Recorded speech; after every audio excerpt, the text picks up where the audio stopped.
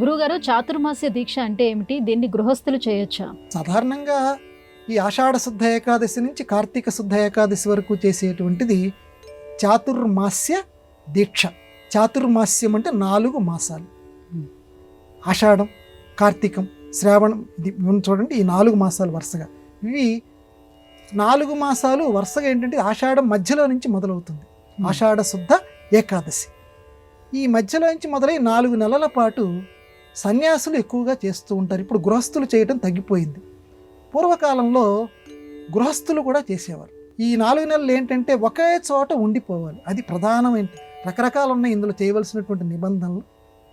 కానీ మొట్టమొదటి నిబంధన, అందరూ పాటించవలసిన నిబంధన ఏంటంటే ఎక్కడికి కదలకూడదు. సన్యాసులు అంటే పెద్దవారు కాబట్టి వాళ్ళు ఒక చోట ఉండటం అంటే ఉండగలరు. మరి గృహస్థులు ఈ 4 నెలల పాటు ఒకే చోట ఉండటం అంటే కష్టం. పూర్వకాలం అంటే ఇన్ని రకాల పనులు ఉండేవి కాదు, ఇన్ని రకాల వాహనాలు ఉండేవి కాదు. అందువల్ల గృహస్థులు కూడా పాటించేవారు. ఈ 4 నెలలు ఒకే చోట ఉండేవారు. ఇప్పుడు కేవలం సన్యాసులు మాత్రమే పాటిస్తున్నారు. వాళ్ళు ఈ 4 నెలలు ఒక్కొక్కరు ఒక్కొక్క ప్రదేశం ఎంచుకుంటారు. మనం ఇందాక చెప్పుకున్నటువంటి మతత్రయం ఏదైతే ఉన్నదో దానికి సంబంధించినటువంటి పీఠాధిపతులు మన సంప్రదాయంలో చాలామంది ఉన్నారు. ఒక్కొక్కరు ఒక్కొక్క ప్రదేశం ఎంచుకొని ఆ 4 నెలలు అక్కడే ఉంటారు. ఎందుకండి ఈ 4 నెలలు కదలకూడదు? ఎందుకని ఈ దీక్ష వచ్చింది అనంటే, ఈ 4 నెలల పాటు స్వామివారు మహావిష్ణువు ఎవరైతే ఉన్నారో ఆయన యోగ నిద్ర పోతారు. యోగ నిద్ర అంటే తనలో తాను చూసుకుంటూ ఉండేదాన్ని యోగ నిద్ర అంటారు. మళ్ళీ చెప్తున్నాను, తనలో తాను అంటే అంతర్వీక్షణము.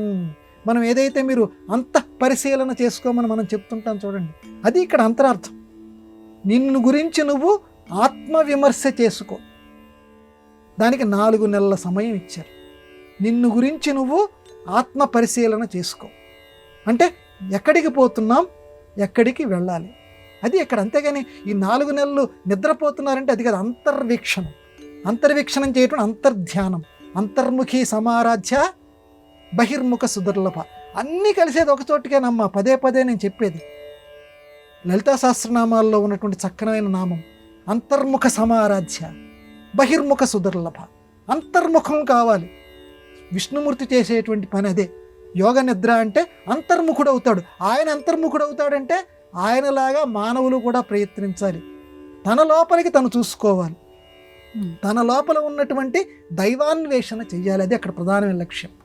తన లోపల ఉన్నటువంటి దైవాన్ని, ఎందుకనంటే స్వామి ఎక్కడ ఉంటారు, దైవం ఎక్కడ ఉంటారంటే పురుష సూక్తం మనకు చెప్తోంది చక్కగా. అత్యతిష్ట దశాంగుళం, దేవుడు ఎక్కడుంటాడయ్యా అంటే నీ బొడ్డు దగ్గర జానడి ఉంది కదా, ఆ జానడి కరెక్ట్గా పెట్టుకో, అక్కడ నీకు దేవుడి యొక్క నివాసం ఉంటుంది. అత్యతిష్టత్ దశాంగుళం, 10 అంగుళాల ప్రమాణంలో దేవుడు ఉన్నాడు. నాకు అనాటమీ తెలుసండి, నేను కోస్తాను, చాలామంది చూశాను నేను. నాకు ఎక్కడా కూడా అత్యతిష్ట దశాంగుళం అన్నటువంటి దేవుడు ఎక్కడా కూడా నాకు కనిపించలేదు. మనస్సు ఉందయ్యా, నమ్ముతావా లేవా? నమ్ముతా. నాకు మనస్సు ఇవాళ బాగాలేదంటున్నావు, అనాటమీ చెయ్యి, మనస్సుని బయటికి ది. కనిపించట్లేదు. కనిపించకపోయినా మనస్సు అనేది ఉందని ఒప్పుకుంటున్నావా లేదా? దీన్ని కూడా ఒప్పుకో. అంటే ఒకటి ఒప్పుకొని ఒకటి ఒప్పుకోకపోవటం ఏంటి? నువ్వు ఉన్నది అని చెప్తున్నారు మన సంప్రదాయవాదులు, చెప్తున్నారు, ఆప్త ప్రమాణంగా చెప్పారు, వేద ప్రమాణంగా చెప్పారు. కాబట్టి అత్యతిష్టత్ దశాంగుళం, స్వామి లోపల ఉన్నాడు. ఆ లోపల ఉన్నటువంటి స్వామిని లేకపోతే అమ్మవారిని ఏదో ఒక పేరు పెట్టుకో. ఎందుకంటే స్త్రీ పురుష నపుంసక లింగాలకు అతీతమైనటువంటిది ఆ తల్లి. పేరుకి మనకేదో ఒకటి కుదరాలి కనుక తల్లి అని అంటున్నాము, లేకపోతే అయ్యా అని అంటున్నాము. కానీ స్త్రీ పురుష నపుంసక లింగాలకి అతీతమైనటువంటి ఒక శక్తి, దైవశక్తి. ఆ దైవశక్తిని సందర్శన చెయ్యి. అది చాతుర్మాస్య దీక్ష. ఈ 4 నెలల్లో ప్రధానంగా చేయవలసింది. దాని సన్యాసులు ఒక చోట కూర్చొని చేస్తారు.